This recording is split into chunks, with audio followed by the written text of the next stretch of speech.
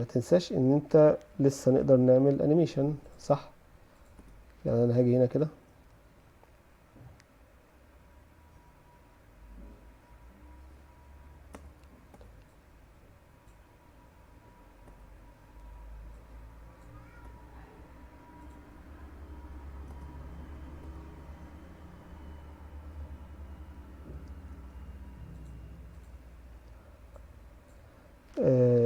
انا ممكن اجي عند واحد واقول له كي فريم لوكيشن، واجي عند فريم مثلا انا بلاقي بينزل كله عند فريم 35، واجي اقول له عند فريم 35 هاجي الاول على ده الغي تفعيلها، واجي عند فريم 35 وانزلها كده واقول له كي فريم للوكيشن.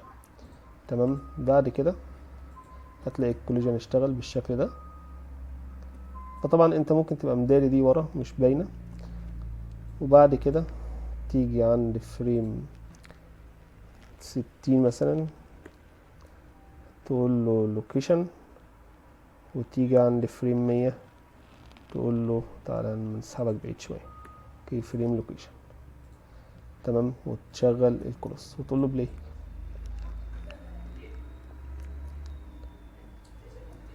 آه 10 كواليتي.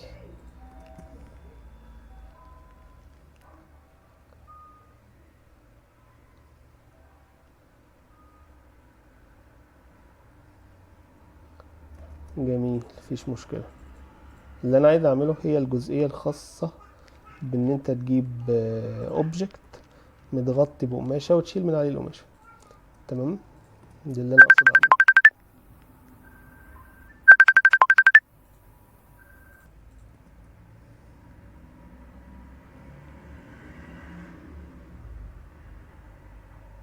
طبعا الايشيو اللي انت بتشوفها دي عباره عن كواليتي ستيبس، محتاج تزودها وتحتاج تحسنها وتشتغل تراي اند ايرور عشان تشوف النتيجه النهائيه زي ما انت شايف كده. فطبعا الفيديو بيبقى مثلا كده والاوبجكت هنا، فالفيديو شغال فتلاقي الايه القماش بيتشال من عن طريقه. طبعا عشان احل المشكله ديت